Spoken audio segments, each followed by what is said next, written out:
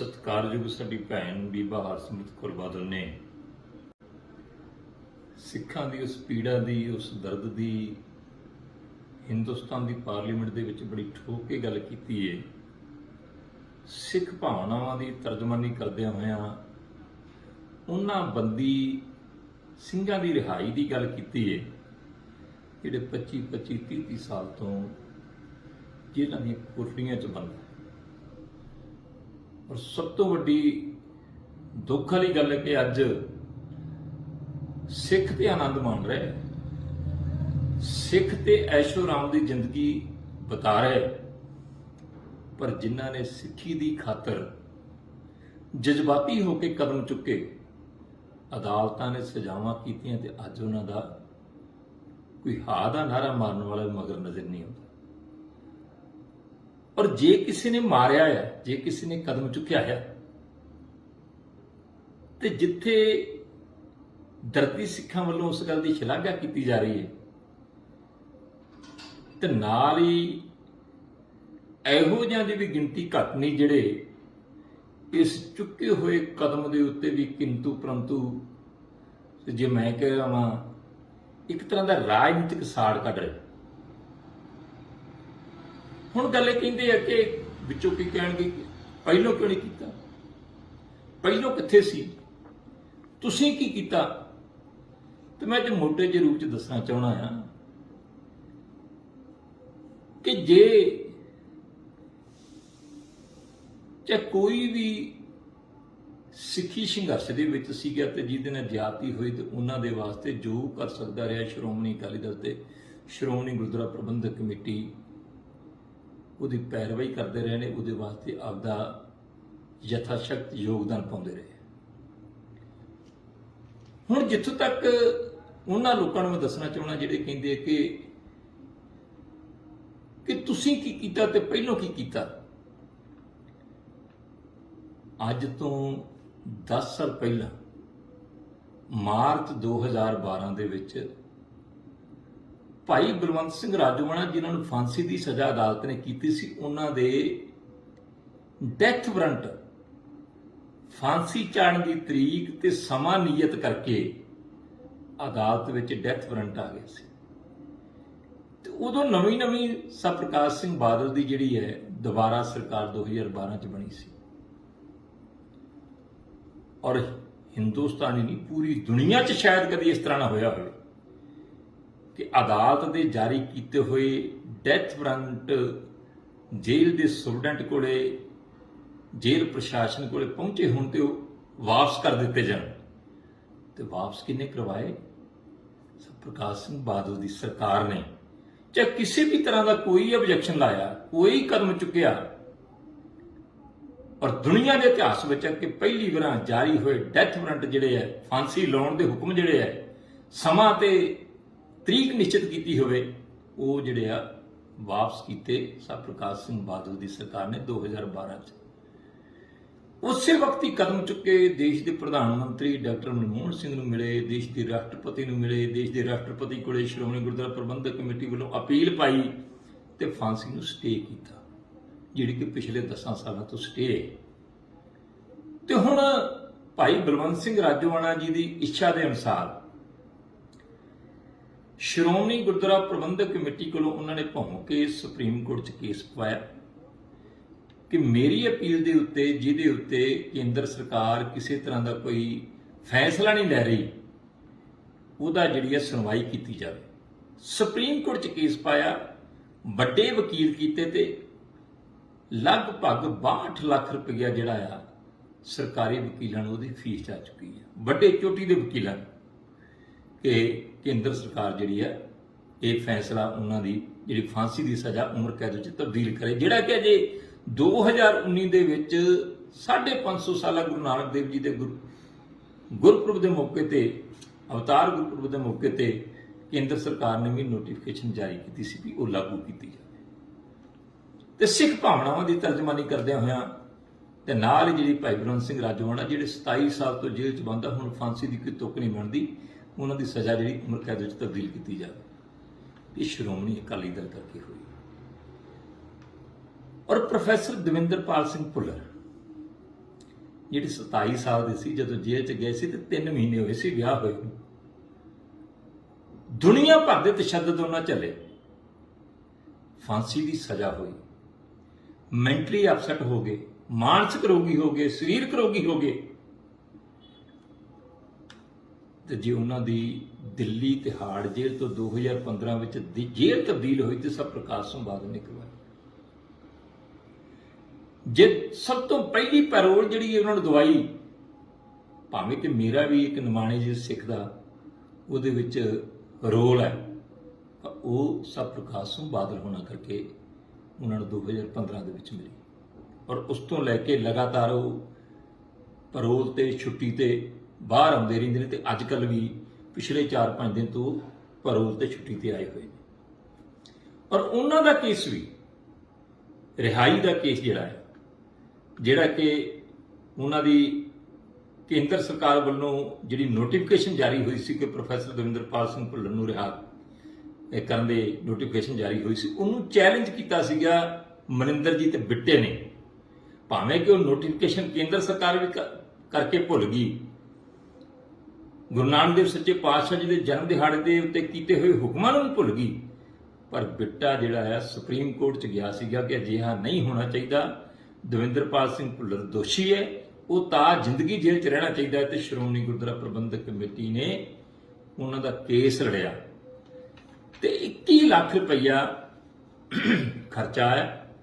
ਸ਼੍ਰੋਮਣੀ ਗੁਰਦੁਆਰਾ ਪ੍ਰਬੰਧਕ committee ਨੇ ਅਦਾ ਕੀਤਾ ਤੇ ਜਿਹੜੀ ਬਿੱਟੇ ਦੀ ਪਟੀਸ਼ਨ ਸੀਗੀ ਉਹ ਖਾਰਜ ਹੋਈ ਤੇ ਇਹ ਹੁਕਮ ਜਾਰੀ ਕੀਤੇ ਕਿ ਪ੍ਰੋਫੈਸਰ ਦਵਿੰਦਰਪਾਲ ਸਿੰਘ ਦੀ ਰਿਹਾਈ ਬਾਰੇ ਜੋ ਵੀ ਫੈਸਲਾ ਲੈਣਾ ਹੈ ਉਹ ਸਰਕਾਰ ਲਵੇ, ਕੋਰਟ ਨੂੰ ਕੋਈ ਇਤਰਾਜ਼ ਨਹੀਂ।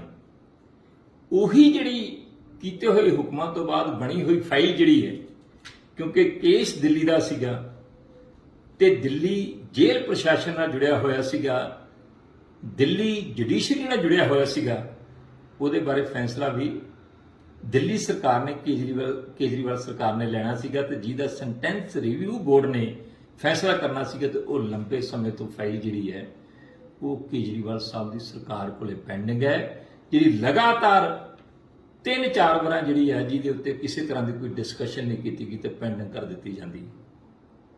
ਔਰ ਦੁੱਖ ਦੀ ਇਹ ਗੱਲ ਹੈ ਕਿ ਆ ਚੋਣਾਂ ਸ਼ੁਰੂ ਹੋਣ ਤੋਂ ਪਹਿਲਾਂ ਨਵੰਬਰ ਮਹੀਨੇ ਦੇ ਵਿੱਚ ਵੀ ਇਹ ਜਿਹੜਾ ਬੋਰਡ ਬੈਠਾ ਸੀਗਾ ਰਿਹਾਈਆਂ ਬਾਰੇ ਤੇ ਜਿਹਦੇ ਵਿੱਚ ਭਾਈ ਦਵਿੰਦਰਪਾਲ ਸਿੰਘ ਭੁੱਲਰ ਦਾ ਕੇਸ ਵੀ ਸੀ ਤੇ ਨਾ ਕਰ ਦਿੱਤੀ ਗਈ, ਕਹਿ ਦਿੱਤਾ ਗਿਆ ਕਿ ਇਹ ਰਿਹਾ ਨਹੀਂ ਕੀਤੇ ਜਾ ਸਕਦੇ, ਇਹਨਾਂ ਦਾ ਜੇਲ੍ਹ 'ਚ ਰਹਿਣਾ ਜ਼ਰੂਰੀ ਹੈ, ਇਹ ਖਤਰਨਾਕ ਨੇ, ਦੇਸ਼ ਵਾਸਤੇ ਖਤਰਨਾਕ ਨੇ ਤੇ ਦਿੱਲੀ ਵਾਸਤੇ ਬਹੁਤ ਖਤਰਨਾਕ ਹੈ। ਪ੍ਰੋਫੈਸਰ ਦਵਿੰਦਰਪਾਲ ਸਿੰਘ ਭੁੱਲਰ ਜਿਹੜਾ 27 ਸਾਲ ਦੀ ਜੇਲ੍ਹ 'ਚ ਗਿਆ ਸੀ, 54 ਸਾਲਾਂ ਦਾ ਹੋ ਗਿਆ, ਮਾਨਸਿਕ ਰੋਗੀ ਹੈ, ਸਰੀਰਕ ਰੋਗੀ ਹੈ ਤੇ ਕੇਜਰੀਵਾਲ ਸਰਕਾਰ ਨੇ ਇਹ ਉਹਨਾਂ ਬਾਰੇ ਕਮੈਂਟ ਕਰਕੇ ਉਹਨਾਂ ਦੀ ਰਿਹਾਈ ਜਿਹੜੀ ਰੋਕ ਦਿੱਤੀ।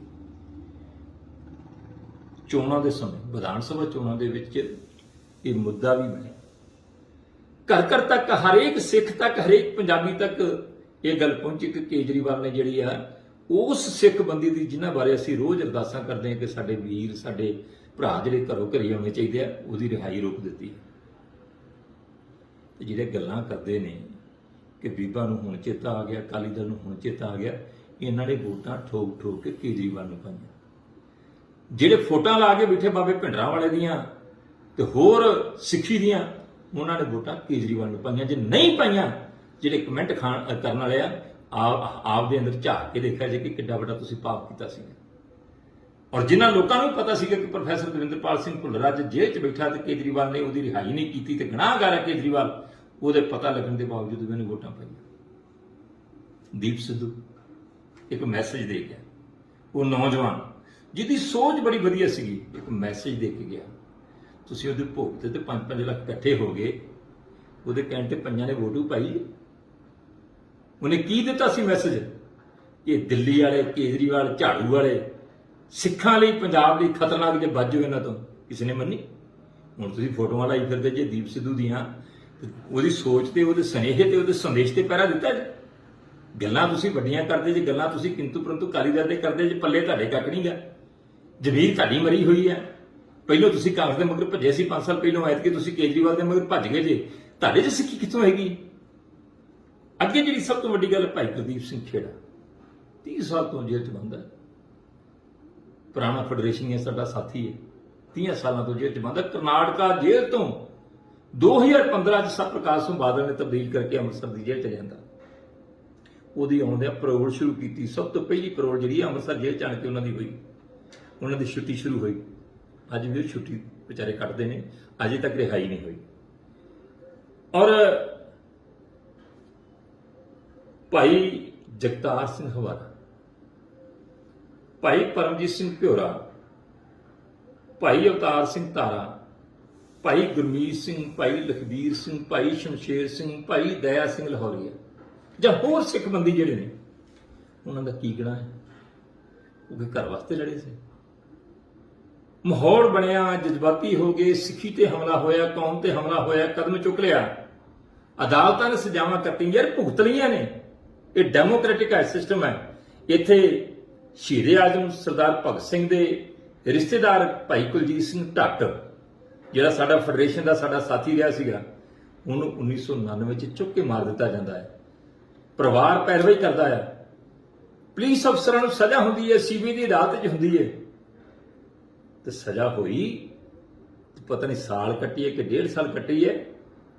ਤੇ ਕੈਪਟਨ ਅਮਰਿੰਦਰ ਸਿੰਘ ਨੇ ਗਵਰਨਰ ਨੂੰ ਚਿੱਠੀ ਲਿਖ ਕੇ ਸਪੈਸ਼ਲ ਪਾਵਰਾਂ ਦੀ ਸ਼ਕਤੀ ਦੀ ਵਰਤੋਂ ਕਰਦਿਆਂ ਹੋਇਆਂ ਐਸਪੀਐਸ ਬਸਰਾ, ਜਿਹੜਾ ਡੀਆਈਜੀ ਸੀਗਾ ਉਸ ਸਮੇਂ, ਐਸਪੀ ਸੀਗਾ, ਜਦੋਂ ਕੁਲਜੀਤ ਸਿੰਘ ਢੱਟ ਨੂੰ ਚੁੱਕ ਕੇ ਮਾਰਿਆ ਗਿਆ ਸੀਗਾ, ਉਹਨੂੰ ਰਿਹਾ ਕਰ ਦਿੱਤਾ ਗਿਆ।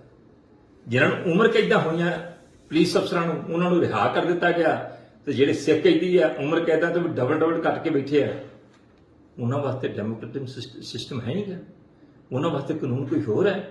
ਜੇ ਆਵਾਜ਼ ਬੁਲੰਦ ਕੀਤੀ, ਯਾਰ ਘੱਟੋ ਘੱਟ ਜੇ ਸ਼ਲਾਘਾ ਨਹੀਂ ਕਰ ਸਕਦੇ, ਚੰਗਾ ਨਹੀਂ ਕਹਿ ਸਕਦੇ, ਤੇ ਘੱਟੋ ਘੱਟ ਕਿੰਤੂ ਪਰੰਤੂ ਤਾਂ ਨਾ ਕਰੋ।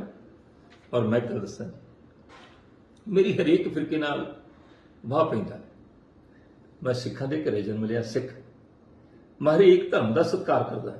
ਮੇਰੀ ਹਰੇਕ ਧਰਮ ਦੇ ਨਾਲ, ਲੋਕਾਂ ਦੇ ਨਾਲ ਸਾਂਝ ਹੈ। ਅੱਜ ਪੰਜਾਬ ਦਾ ਸਿੱਖ ਜਿੱਥੇ ਚਾਹੁੰਦਾ ਹੈ ਕਿ ਬੰਦੀ ਸਿੰਘ ਰਿਹਾ ਹੋਣ, ਉੱਥੇ ਅੱਜ ਪੰਜਾਬ ਦਾ ਹਿੰਦੂ ਭਾਈਚਾਰਾ ਵੀ ਚਾਹੁੰਦਾ ਹੈ, ਮੁਸਲਿਮ ਭਾਈਚਾਰਾ ਵੀ ਚਾਹੁੰਦਾ ਹੈ, ਈਸਾਈ ਭਾਈਚਾਰਾ ਵੀ ਚਾਹੁੰਦਾ ਹੈ ਕਿ ਯਾਰ ਉਹ ਹਾਲਾਤ ਸੀ, ਲੰਘ ਗਏ। ਅੱਜ ਪੰਜਾਬ 'ਚ ਨੋਰਮਲਸੀ ਹੈ, ਅੱਜ ਪੰਜਾਬ 'ਚ ਸੁਖ ਸ਼ਾਂਤੀ ਹੈ, ਅੱਜ ਪੰਜਾਬ ਬੜਾ ਚੰਗੇ ਹਾਲਾਤਾਂ 'ਚ ਹੈ। ਅੱਜ ਜੇ ਉਦੋਂ ਹਾਲਾਤ ਜਿਹੜੇ ਉਹਨਾਂ ਹਾਲਾਤਾਂ ਦਾ ਸ਼ਿਕਾਰ ਹੋ ਗਏ ਸੀ, ਸਾਡੇ ਜਿਹੜੇ ਨੌਜਵਾਨ ਆ ਸਾਰੇ ਘਰੋਂ ਘਰੀ ਆਉਣੇ ਚਾਹੀਦੇ। ਸਮੁੱਚਾ ਪੰਜਾਬੀ ਭਾਈਚਾਰਾ ਚਾਹੁੰਦਾ ਹੈ ਕਿ ਘਰੋਂ ਘਰੀ ਆਉਣੇ ਚਾਹੀਦੇ, ਪਰ ਨਹੀਂ ਇਨਸਾਫ ਮਿਲ ਰਿਹਾ। ਇਸੇ ਕਰਕੇ ਪਾਰਲੀਮੈਂਟ 'ਚ ਆਵਾਜ਼ ਉਠਾਉਣੀ ਪੈਂਦੀ। ਔਰ ਦੇਖੋ, ਮੈਂ ਇੱਕ ਬੇਨਤੀ ਕਰਾਂ, ਕੋਈ ਸ਼੍ਰੋਮਣੀ ਅਕਾਲੀ ਦਲ ਤੇ ਸਵਾਲ ਕਰੀ ਜਾਓ ਬਿਨਾਂ ਕਿਸੇ ਵਜ੍ਹਾ ਕਤਾ ਤੋਂ, ਕੋਈ ਸ਼੍ਰੋਮਣੀ ਗੁਰਦੁਆਰਾ ਪ੍ਰਬੰਧਕ ਕਮੇਟੀ ਤੇ ਕਰੀ ਜਾਓ। ਸ਼੍ਰੋਮਣੀ ਗੁਰਦੁਆਰਾ ਪ੍ਰਬੰਧਕ ਕਮੇਟੀ 'ਚ ਜੋ ਮੈਂ ਨਹੀਂ ਕਹਿੰਦਾ ਕਿ ਕਮੀਆਂ ਨਹੀਂ ਹੋਣਗੀਆਂ, ਕਮੀਆਂ ਤਾਂ ਘਰ ਚਲਾਉਂਦੇ ਰਹਿ ਜਾਂਦੀਆਂ। ਉਹ ਦੱਸੋ, ਕੰਨ 'ਚ ਆਵਾਜ਼ ਪਾਓ। ਕੇਵਲ ਤੇ ਕੇਵਲ ਬਦਨਾਮੀ ਦਾ ਢੰਡੋਰਾ ਨਾ ਪਿੱਟੋ, ਅਣਹੋਈਆਂ ਗੱਲਾਂ ਬਣਾ ਕੇ ਨਾ ਕਰੋ, ਜਿਸ ਤਰ੍ਹਾਂ ਜਤਿੰਦਰ ਪੰਨੂ ਨੇ ਕੀਤਾ ਹੈ ਜਾਂ ਹੋਰ ਕਰਦੇ ਨੇ। ਹੁਣ ਰੋਕਾਂਗੇ। ਸ਼੍ਰੋਮਣੀ ਗੁਰਦੁਆਰਾ ਪ੍ਰਬੰਧਕ ਕਮੇਟੀ ਨੇ ਜਿਹੜੇ ਹੁਣ ਕਦਮ ਪੁੱਟਣੇ ਸ਼ੁਰੂ ਕੀਤੇ ਨੇ, ਬੜੇ ਸਮੇਂ ਤੋਂ ਲੋੜ ਸੀਗੀ, ਉਹ ਪੁੱਟਣੇ ਚਾਹੀਦੇ ਆ। ਮੈਂ ਕਿ ਦੱਸਣਾ ਚਾਹੁੰਦਾ ਕਿ ਲਗਭਗ 18,000 ਮੁਲਾਜ਼ਮ ਆ ਸ਼੍ਰੋਮਣੀ ਗੁਰਦੁਆਰਾ ਪ੍ਰਬੰਧਕ ਕਮੇਟੀ 'ਚ, 18,000, ਤੇ 50% ਤੋਂ ਵੱਧ ਉਹਦੇ 'ਚ ਕੌਣ ਆ? ਸ਼ਹੀਦਾਂ ਦੇ ਪਰਿਵਾਰ। ਕਿਸੇ ਦਾ ਭਰਾ ਆ, ਕਿਸੇ ਦੀ ਧੀ ਆ, ਕਿਸੇ ਦਾ ਬੱਚਾ ਆ, ਜਿਹਦੇ 'ਚ ਭਾਈ ਹਰਜਿੰਦਰ ਸਿੰਘ ਜਿੰਦੇ ਦੇ ਭਰਾ ਨੇ ਲੰਬਾ ਸਮਾਂ ਸਰਵਿਸ ਕਰਕੇ ਹੁਣ ਰਿਟਾਇਰ ਹੋਏ, ਜਿਨ੍ਹਾਂ ਨੂੰ ਫਾਂਸੀ ਦੀ ਸਜ਼ਾ ਹੋਈ ਸੀ ਵਿਦਿਆ ਕੇਸ 'ਚ। ਸ਼ਹੀਦ ਭਾਈ ਅਮਰੀਕ ਸਿੰਘ ਦੀ ਬੇਟੀ ਬੀਬਾ ਸਤਵੰਤ ਕੌਰ ਡਿਪਟੀ ਡਾਇਰੈਕਟਰ ਹੈ ਐਜੂਕੇਸ਼ਨ ਡਿਪਾਰਟਮੈਂਟ 'ਚ ਐਸਜੀਪੀਸੀ ਦੇ। ਤੇ ਪਤਾ ਨਹੀਂ ਇਸ ਤਰ੍ਹਾਂ ਕਿੱਡੀ ਕੁ ਵੱਡੀ ਗਿਣਤੀ ਹੈ ਧਰਮੀ ਫੌਜੀਆਂ ਦੇ ਬੱਚੇ, ਜਿਨੇ ਵੀ ਸ਼੍ਰੋਮਣੀ ਗੁਰਦੁਆਰਾ ਪ੍ਰਬੰਧਕ ਕਮੇਟੀ ਕੋਲੋਂ ਸਰਵਿਸ ਮੰਗੀ ਹੈ। ਜੋਧਪੁਰ ਜੇਲ੍ਹ ਦੇ ਉਸ ਸਮੇਂ ਦੇ 1984 ਵਾਲੇ ਨਜ਼ਰਬੰਦ, ਜਿਨ੍ਹਾਂ ਬਾਰੇ ਸ਼੍ਰੋਮਣੀ ਗੁਰਦੁਆਰਾ ਪ੍ਰਬੰਧਕ ਕਮੇਟੀ ਨੇ ਮਤਾ ਪਾਸ ਕੀਤਾ ਹੈ ਕਿ ਉਹ ਜਾਂ ਉਹਨਾਂ ਦੇ ਬੱਚੇ ਸਰਵਿਸ ਕਰ ਸਕਦੇ। ਇਸੇ ਤਰ੍ਹਾਂ ਜਿਨ੍ਹਾਂ ਨੇ ਜੇਲ੍ਹਾਂ ਕੱਟੀਆਂ ਨੇ, ਕੁਰਬਾਨੀਆਂ ਕੀਤੀਆਂ ਨੇ, ਤਸ਼ੱਦਦ ਝੱਲੇ ਨੇ, ਉਹਨਾਂ ਨੂੰ ਉੱਥੇ ਨੌਕਰੀਆਂ ਦਿੱਤੀਆਂ ਗਈਆਂ ਨੇ। ਜਿਹੜੇ 50% ਤੋਂ ਲਗਭਗ 9-10 ਹਜ਼ਾਰ ਉਹ ਲੋਕ ਨੇ ਜਿਨ੍ਹਾਂ ਪਰਿਵਾਰਾਂ ਦੀ ਕੁਰਬਾਨੀ ਹੈ। ਤੇ ਤੁਸੀਂ ਉਹਨਾਂ ਨੂੰ ਪਤਾ ਨਹੀਂ ਕਿਹੋ ਜਿਹੇ ਤਖੱਲਸ ਦਿੰਦੇ ਜੀ, ਕਿਹੋ ਜਿਹੇ ਉਹਨਾਂ ਤੋਂ ਸਵਾਲ ਚੁੱਕਦੇ ਜੀ। ਇਸ ਕਰਕੇ ਮੇਰੀ ਬੇਨਤੀ ਹੈ ਕਿ ਸ਼੍ਰੋਮਣੀ ਗੁਰਦੁਆਰਾ ਪ੍ਰਬੰਧਕ ਕਮੇਟੀ ਸਾਡੀ, ਸ਼੍ਰੋਮਣੀ ਅਕਾਲੀ ਦਲ ਸਾਡੇ ਵੱਡ ਵਡੇਰਿਆਂ ਨੇ ਖੜਾ ਕੀਤਾ ਸੀਗਾ, ਸ਼ਿਕਾਰ ਹੋ ਗਿਆ ਸੋਸ਼ਲ ਮੀਡੀਆ ਦਾ, ਸ਼ਿਕਾਰ ਹੋ ਗਿਆ ਸਿੱਖ ਵਿਰੋਧੀ ਸ਼ਕਤੀਆਂ ਦਾ, ਪੰਜਾਬ ਵਿਰੋਧੀ ਸ਼ਕਤੀਆਂ ਦਾ, ਸਿੱਖਾਂ ਦੀ ਰਾਜਨੀਤਿਕ ਵਿਰੋਧੀ ਧਿਰਾਂ ਦਾ, ਕੇਂਦਰੀ ਏਜੰਸੀਆਂ ਦਾ ਅੱਜ ਤੁਸੀਂ ਉਸ ਪਾਸੇ ਨੂੰ ਪੁਹਾੜਾ ਚੁੱਕਿਆ ਹੋਇਆ, ਜਿਹਦਾ ਨੁਕਸਾਨ ਕੌਮ ਨੂੰ ਝੱਲਣਾ ਪੈਣਾ ਹੈ। ਇਸ ਪਾਸੇ ਤੋਂ ਬਚੋ। ਜੇ ਕੋਈ ਚੰਗਾ ਕੰਮ ਕਰਦਾ ਹੈ ਉਹਦੀ ਸ਼ਲਾਘਾ ਕਰੋ। ਮੈਂ ਅੱਜ ਬੀਬਾ ਹਰਸਿਮਰਤ ਕੌਰ ਬਾਦਲ ਦੀ ਕੀਤੀ ਹੋਈ ਸਪੀਚ ਤੇ ਉਹਨਾਂ ਦਾ ਧੰਨਵਾਦ ਕਰਦਾ, ਰੂਹ ਤੋਂ ਧੰਨਵਾਦ ਕਰਦਾ ਕਿ ਉਹਨਾਂ ਨੇ ਸਿੱਖਾਂ ਦੇ ਜਜ਼ਬਾਤਾਂ ਦੀ ਬੜੀ ਵਧੀਆ ਤਰਜਮਾਨੀ ਕੀਤੀ, ਬਹੁਤ ਵਧੀਆ ਤਰਜਮਾਨੀ ਕੀਤੀ ਹੈ। ਇਸ ਕਰਕੇ ਮੇਰੀ ਸਾਰਿਆਂ ਨੂੰ ਬੇਨਤੀ ਹੈ, ਈਰਖਾ ਵਸ ਨਾ ਕਰੋ, ਸਾੜੇ ਵਸ ਨਾ ਕਰੋ, ਸੱਚ ਤੇ ਪਹਿਰਾ ਦਿਓ। ਜਿਹੜਾ ਕੋਈ ਚੰਗੀ ਗੱਲ ਕਰਦਾ ਹੈ, ਜਿਹੜਾ ਕੋਈ ਇੱਕ ਕਦਮ ਵੀ ਚੰਗਿਆਈ ਵਾਲੇ ਪਾਸੇ ਪੁੱਟਦਾ, ਉਹਦੀ ਵੀ ਸ਼ਲਾਘਾ ਕਰੋ। ਬਹੁਤ ਬਹੁਤ ਧੰਨਵਾਦ। ਵਾਹਿਗੁਰੂ ਜੀ ਕਾ ਖਾਲਸਾ, ਵਾਹਿਗੁਰੂ ਜੀ ਕੀ ਫਤਿਹ।